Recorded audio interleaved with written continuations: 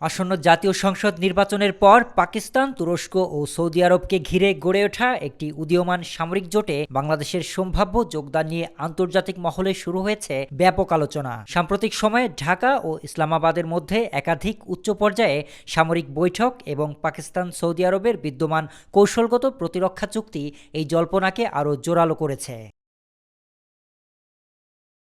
বিশ্লেষকদের মতে ২০২৪ সালের রাজনৈতিক পরিবর্তনের পর দক্ষিণ এশিয়া ও মুসলিম বিশ্বের ভূ-রাজনীতিতে যে নতুন মেরুকরণ দেখা দিয়েছে সেই সম্ভাব্য জোট তারই প্রতিফলন। নির্বাচনের পর গঠিত নতুন সরকার আনুষ্ঠানিকভাবে এই জোটে যুক্ত হলে তা আঞ্চলিক নিরাপত্তা কাঠামোয় গুরুত্বপূর্ণ পরিবর্তন আনতে পারে। এই জোটের ভিত্তি স্থাপিত হয় ২০২৫ সালের সেপ্টেম্বরে পাকিস্তান ও সৌদি আরবের মধ্যে স্বাক্ষরিত পারস্পরিক প্রতিরক্ষা চুক্তির মাধ্যমে। চুক্তি অনুযায়ী কোনো এক দেশের উপর হামলাকে উভয় দেশের বিরুদ্ধে আগ্রাসন হিসেবে বিবেচনা করা হবে, যা ন্যাটোর সম্মিলিত প্রতিরক্ষা নীতির সঙ্গে সামঞ্জস্যপূর্ণ। সবশেষ তথ্যে জানা যায় তুরস্ক এই জোটে যোগ দিতে চূড়ান্ত পর্যায়ের আলোচনায় রয়েছে। পাকিস্তানের পারমাণবিক সক্ষমতা, তুরস্কের শক্তিশালী সেনাবাহিনী এবং সৌদি আরবের আর্থিক সামর্থ্যের সমন্বয়ে একটি প্রভাবশালী সামরিক বলয় গড়ে উঠতে পারে। বাংলাদেশ যুক্ত হলে প্রশিক্ষণ, সন্ত্রাসবাদ মোকাবেলা, প্রতিরক্ষা প্রযুক্তি বিনিময় ও যৌথ মহড়ার ক্ষেত্র উন্মুক্ত হবে।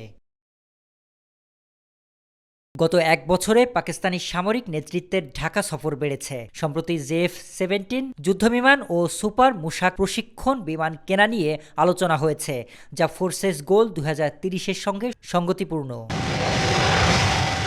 এদিকে ঢাকা ইসলামাবাদের যুদ্ধবিমান চুক্তির খবরে ভারত উদ্বেগ জানিয়েছে। দেশটির একজন ঊর্ধ্বতন সেনা কর্মকর্তা জানিয়েছেন, বাংলাদেশ সামরিকভাবে বিশেষ করে বিমানপথে শক্তিশালী হলে দেশটির পূর্ব দিকে আরও সেনা নজরদারি বাড়ানো হবে। তবে তারা সর্বাত্মক চেষ্টা চালাবে ঢাকা যেন কোনোভাবেই সামরিক সক্ষমতা আধুনিকায়ন করতে না পারে। এ সময় সামরিক জোটে বাংলাদেশের সম্ভাব্য অন্তর্ভুক্তি নিয়ে কোনো মন্তব্য করেননি তিনি।